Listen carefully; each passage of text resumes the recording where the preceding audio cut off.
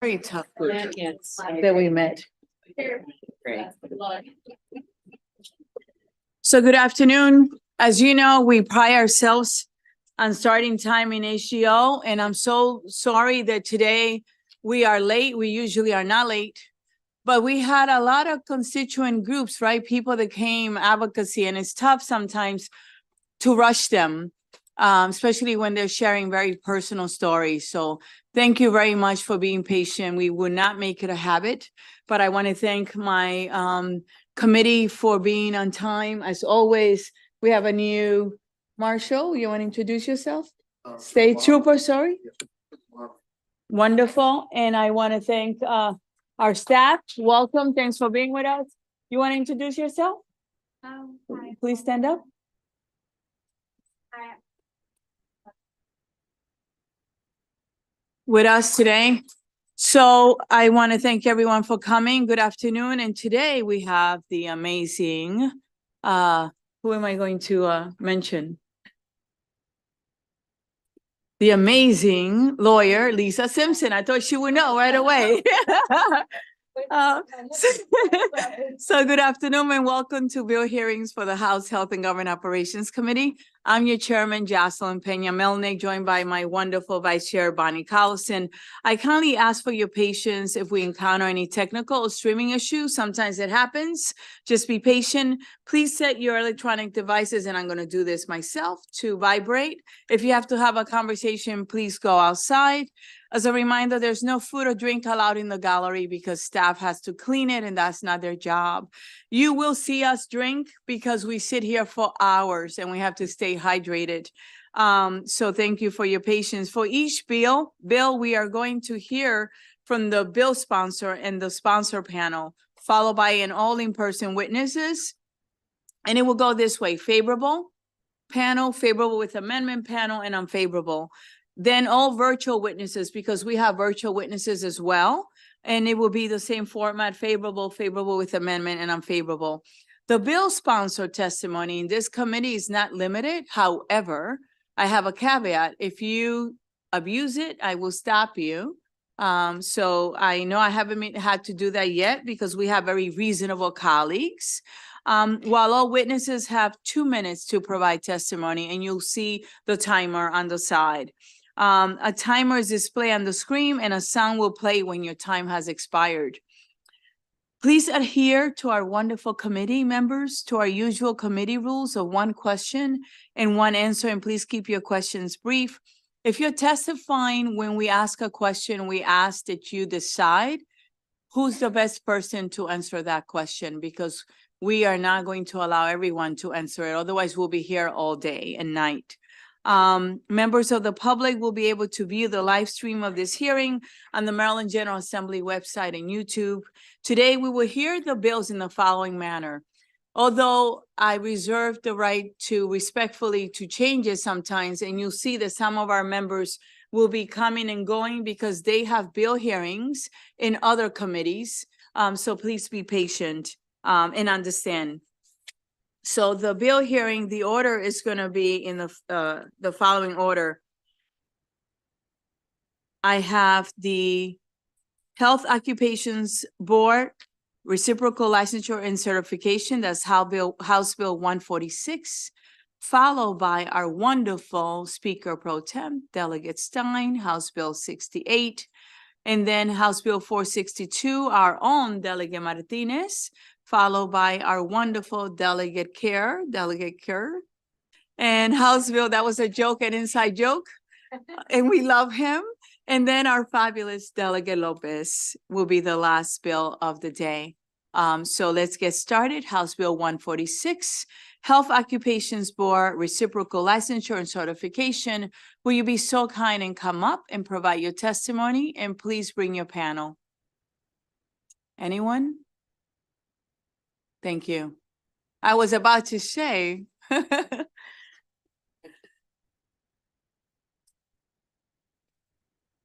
How are you this afternoon? Good afternoon. Doing very well. Didn't realize I would be the only person up on this today. I know you were a little hesitant there. I was just waiting to see if there was anyone else. Pretend you have imaginary friends and go ahead and get started. Oh, well, good afternoon, Madam Chair, Madam Vice Chair, members of the committee. Matt Dudzik on behalf of the Maryland Board of Physicians. Regarding House Bill 146, House Bill 146 creates a provision that allows for health occupations boards to create reciprocal licensure arrangements with other states. It does not require boards to enter into these reciprocal licensure arrangements, but it gives boards the opportunity to do so.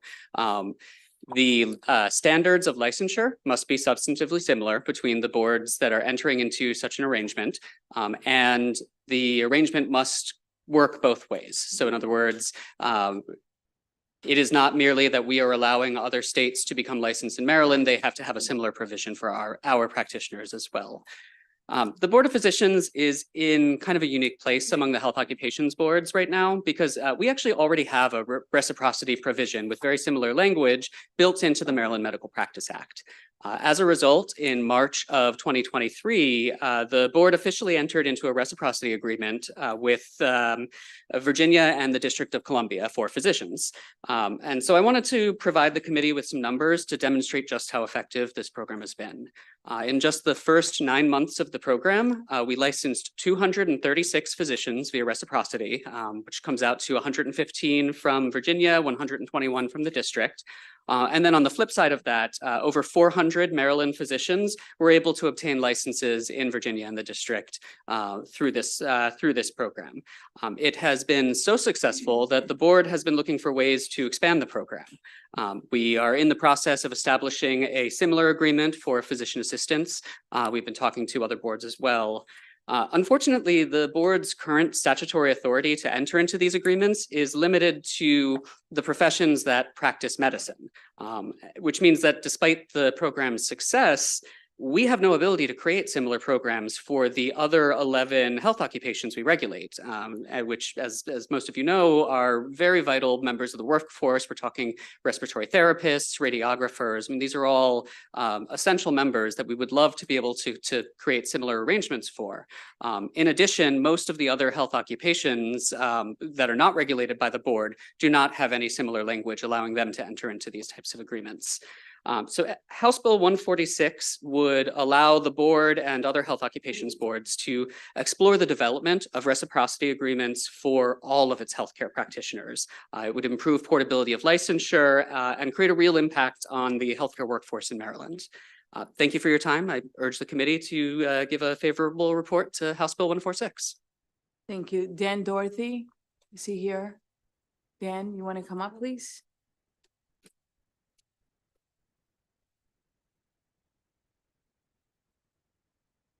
I want to give you some company so you don't feel lonely. I appreciate it. And then we'll ask the questions so you don't feel attacked, okay?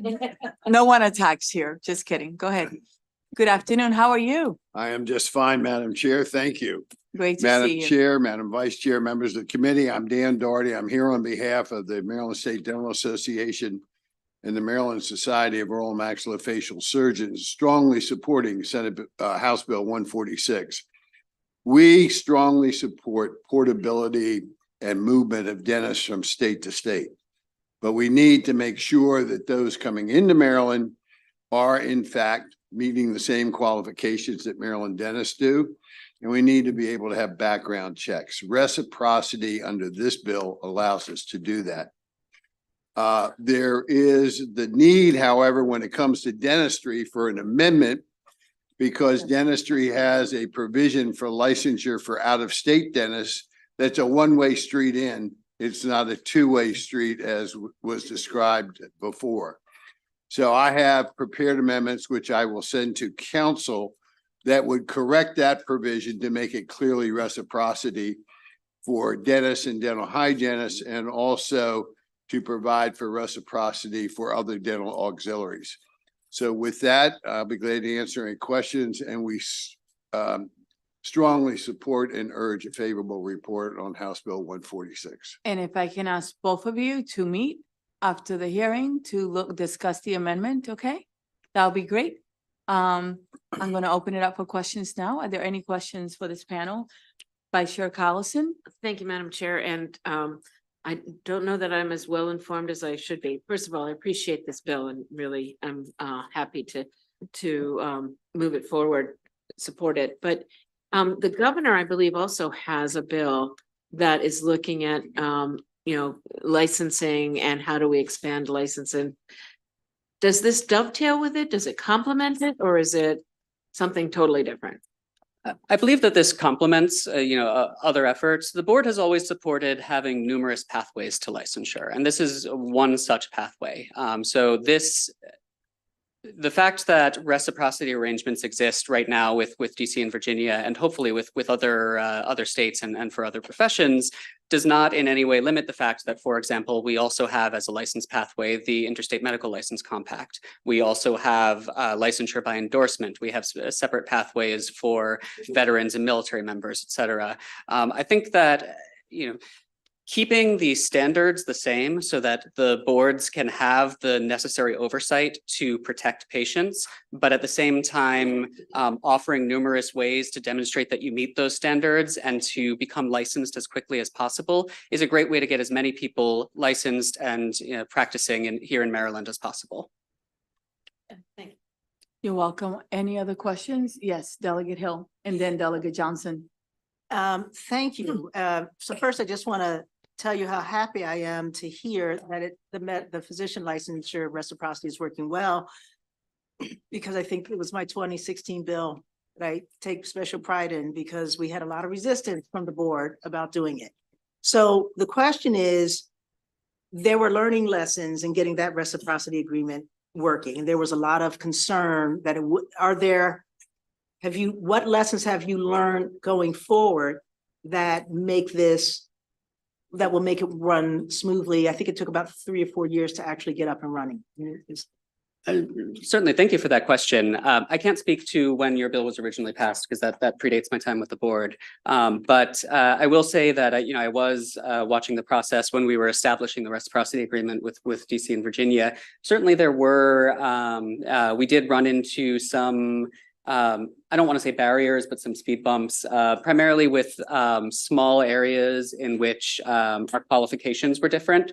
So for instance, there's certain postgraduate training requirements that are a little bit different in DC, Virginia, and Maryland relating to international medical graduates. The amount of postgraduate training that's required for each jurisdiction differs slightly. So part of that was we had to actually sit down with the board, with the executive directors from the boards, and find a way to hash that out so that we could, without reducing the statutory requirements for any given state, would still allow for this reciprocity arrangement to go forward. So we were able to kind of sit down together, identify those potential differences, and then find a way to still allow for individuals to apply and just have a process for demonstrating that they've met this state-specific requirement. Delegate Johnson. Thank you, Madam Chair, and You're thanks welcome. for the bill, because we're all about expanding access to care. Now, if there's a complaint to be filed, would this follow the same process as a compact? And if not, could you explain what the process is to us? Certainly, and thank you for that question. That's a great question. Into Maryland, or Maryland folks that are practicing out of state. Sure. So specifically for individuals practicing in Maryland, one aspect of this reciprocity arrangement is that we are still issuing them a Maryland license. And the reason that's important is that it means that we have jurisdiction to take disciplinary action when necessary. So, one thing that the board always has felt very strongly about is that if a patient receives medical care in Maryland, they should be able to come to the board with any issues that they have so that the board can then investigate and take action. We don't feel that it should be that the patient should have to go out of state for care to address issues with care that they've received in Maryland. And so this license pathway, we would still be issuing these individuals a license. It would just be an expedited process. They don't need to go through the credentialing stages and so on. That would mean, though, for your second half of that question, that a patient in Virginia, for instance, who, even though that was a Maryland licensed physician, they would go through the Virginia board if the care happened in Virginia. Madam Chair, if I could, dentistry is a little bit different. Could I respond as well? Sure. The proposed dental compact does not license the dentists, but rather registers them. And in that situation, there would be no jurisdiction for the dental board if that compact were to pass to take disciplinary action. The only thing they could do is take action under the terms of the compact, which would be basically to revoke the compact privilege, but there wouldn't be any redress through disciplinary proceedings. So, which is one reason why we support the reciprocity as opposed to compact. You have a follow-up? Ask on the dental side, if there was a complaint to the Maryland board, then would you not forward that to the licensing state? The way the compact is worded, if it were to be enacted, they wouldn't have the jurisdiction over what happened here necessarily. There's some areas where they may, but it doesn't give the Maryland board the ability to do anything. And they also don't have the authority under the law where there's criminal activity to refer it for prosecution because technically they are not licensed in Maryland. You're welcome.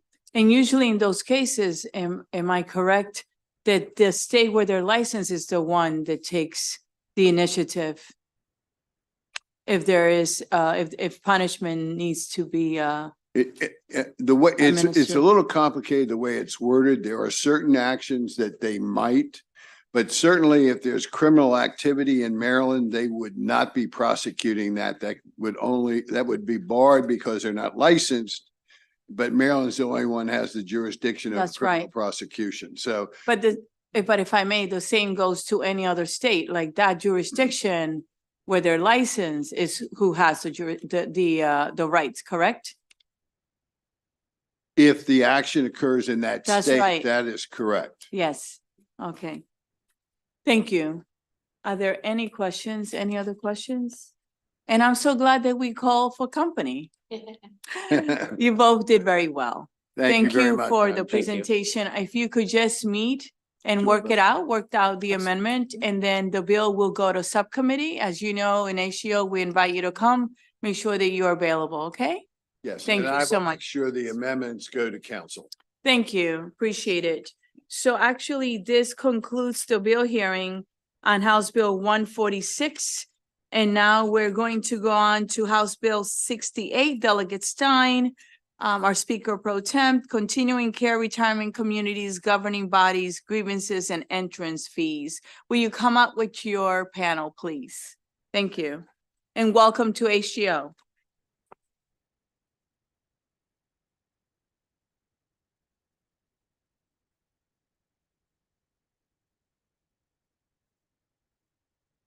You can bring chairs.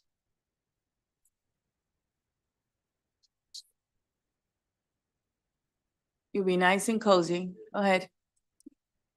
Thank you, Chair Pena-Melnick, Vice Chair Collison, and members of the Health and Government Operations Committee. It's nice to be here before you presenting on House Bill 68. This bill deals with CCRCs, or Continuing Care Retirement Communities. And CCRCs are professionally managed retirement communities that offer residents a continuum of care, progressive levels of care from independent living to assisted living to skilled nursing care. And for many years, I've heard concerns and complaints from residents, from constituents about the transparency and accountability of CCRCs. First heard them back 20 years ago when I had a friend whose mom was in a CCRC, and numerous complaints from him. And in more recent years, I continue to hear concerns and complaints from both residents and the families of residents at CCRCs. And the issues have ranged from changes in services that are made without notification to delays in deposits being returned to the family or to the estate of a family member who's passed away. So this bill would enhance accountability and transparency for CCRCs in a few ways. First, it says that there would be two residents who would be members of the CCRC board, and this would provide for increased input from residents.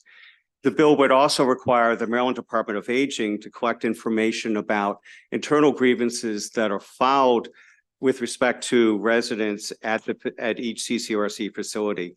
There is a structure in place for filing grievances, but there's no requirement to report the number or the subject matter of these grievances. And it would be useful for both residents as well as folks who might be considering, applying to become a subscriber to have that information. And the last, it provides more clarity as to when a family will receive the refund of their deposit fee. It applies prospectively only. It has no impact on current contracts with residents. And these entrance fees can be hundreds of thousands of dollars. And at least in situations that I'm aware of, the CCRC doesn't pay any interest when they're refunded. And of course, this could be a term of a few decades. As the family of a resident said, quote, "Our contract provides for a very long delay before the owner has to refund fees. In our case, it could be 1.5 years. Additionally, the delay is tied into the owner actually reselling my mom's original unit. This type of contract leaves opportunities for owners to have substantial control over refunds by limiting the sale of particular units." So what this bill does is adopts a provision that's in place in New Jersey that says when a resident dies or moves out, they'll receive, or their estate would receive, a sequential refund number. So they'll have some sense as to where they are in the process of getting their refund.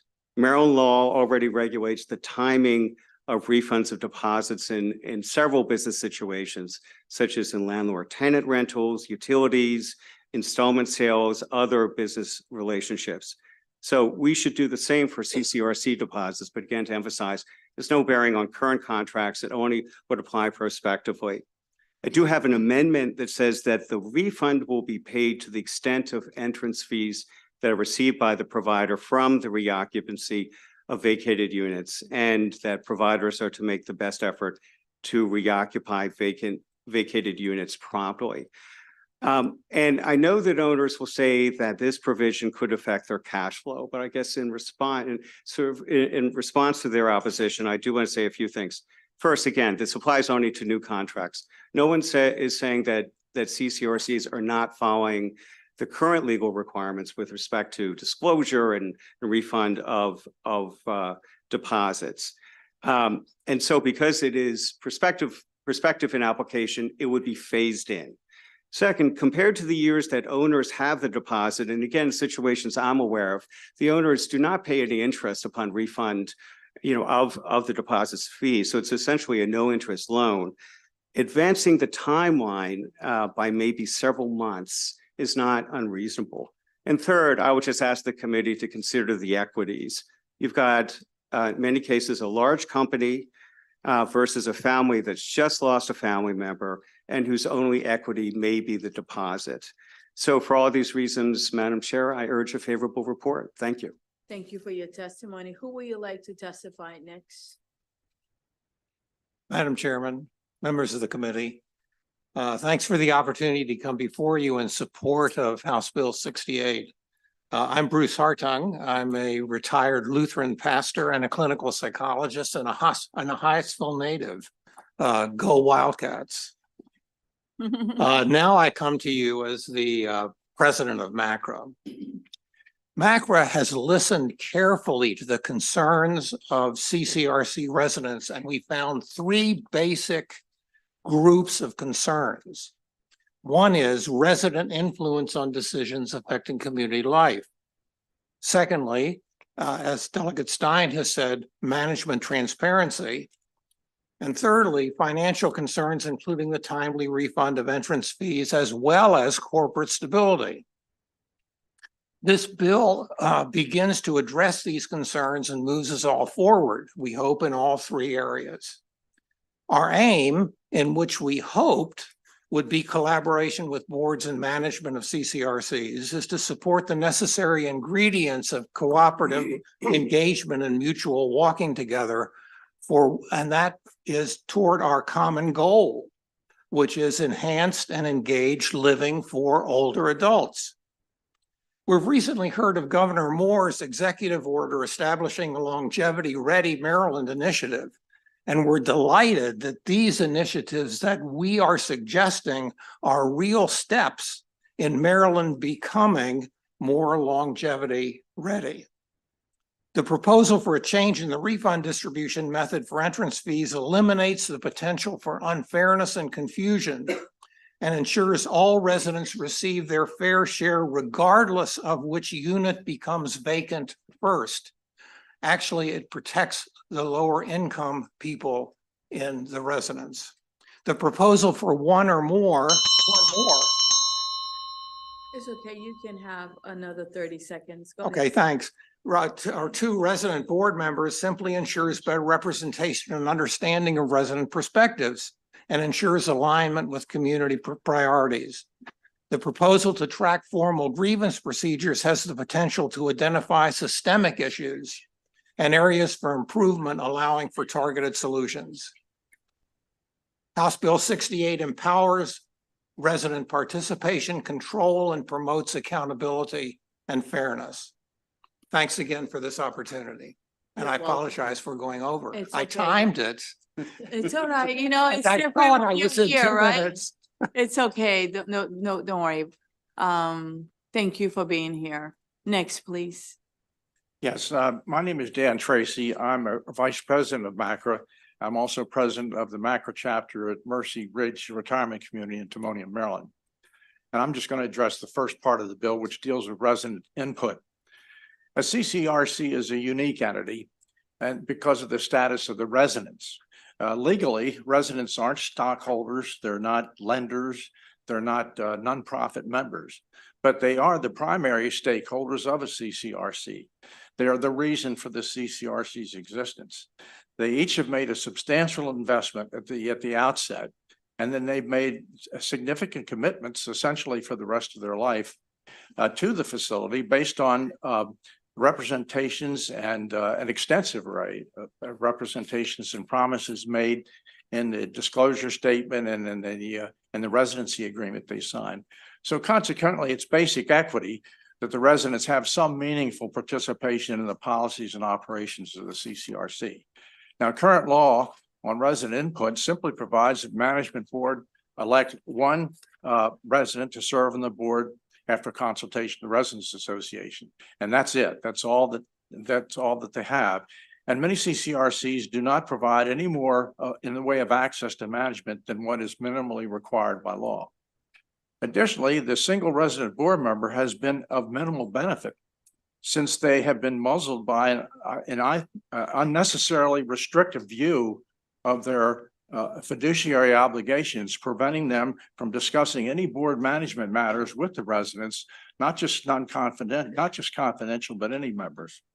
And what MACRA is proposing in the first part of our bill is a relatively modest enhancement of these resident input provisions in Maryland law, which we believe will not only make their participation more effective, but in providing for greater transparency, it will also help discourage against them mentality prevalent in many of, if not most of our communities. Thank you. Who's next? Madam Chair, members of the committee, I'm Dan Shattuck here today on behalf of the Maryland Continuing Care Residents Association. You've heard very well articulated some of the reasons why we're here today in support of House Bill 68. I want to add to that to say just a couple things that this group represented here today does not approach these issues lightly. As Bruce said, they're discussed, they're vetted, they're surveyed through a membership that spans the state. I think we have over 2,000 members, maybe more. We don't come to the legislature lightly. We come when there's problems and when we have solutions. And what we see in this bill are solutions to some longstanding problems that have been discussed over many, many years, not just something that's evolved in the last few years. Particularly with the return of deposits. I know the opposition is strong against it. We don't think it's going to disrupt the financial well-being of the facilities. As these two gentlemen said, it's in their best interest to live in facilities that are financially stable. What we're looking for is equitable treatment of the refund of deposits, looking for transparency in order, semblance of what the next step will be when it comes to the refund. It is a substantial amount of money, and as the delegate said, for some it is their estate is their family's big inheritance. It's their financial lifeline. So we don't want to unnecessarily delay the refund being either returned to the individual or the estate. And we also don't want to imperil the financial well-being of the facility. So what we're putting forward, we think, is a good stepwise way to approach this prospectively. We're not asking to go back and redo all the contracts that are in place now. Contracts are complicated, everyone's different, but it's helpful to have in law a standard from which everyone is operating from. And with that, I ask for your favorable report. Next, please.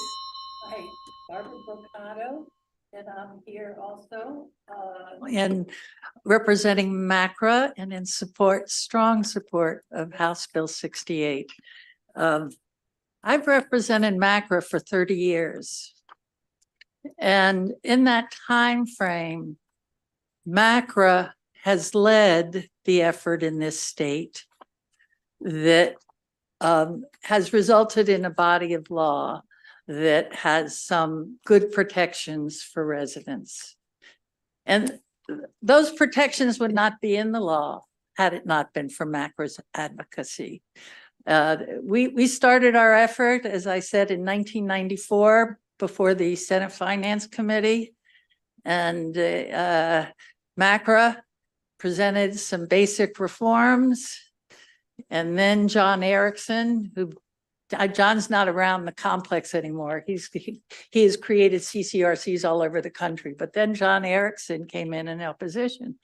And Tom Bromwell did something, then chair of the Finance Committee, that was unusual, which he said, and Department of Aging sitting in the back. And he said, Department of Aging, get them together. So let me just say, because I see only 44 seconds left. I've got a chronology of the laws that have passed since 1995, and the number of advisory committees that have met to try and resolve issues. We are absolutely here to facilitate and strengthen the relationship between residents and the management of these communities. Thank you, and we are here to answer any questions you might have. So I'm going to open it up for this panel of favorable. After this panel, we have favorable with amendment and then unfavorable. So the three panels. The first person I'm going to ask is Delegate Chisholm, followed by Delegate Rosenberg, and then Delegate Kurd and Delegate Hill. Thank you, Madam Chair. I just want to make sure I understand clear on the deposits. So the mortgage world, real estate world, you go to buy a house, that money goes to the title company, goes into an escrow account. And, or if you're leasing a property, that money goes into an escrow account and it stays there and you have to pay whatever the interest is when 3%, 4%, whatever market is. So am I to understand that with the CCRC, you're making this large deposit, but you really don't have any idea of what or when those funds are going to come back to you? And when they do come back, they're not gaining any interest? Okay. Yes, it's an unusual situation because you're putting up a substantial amount of money, anywhere 300,000, 700,000, depends on the type of plan that you have.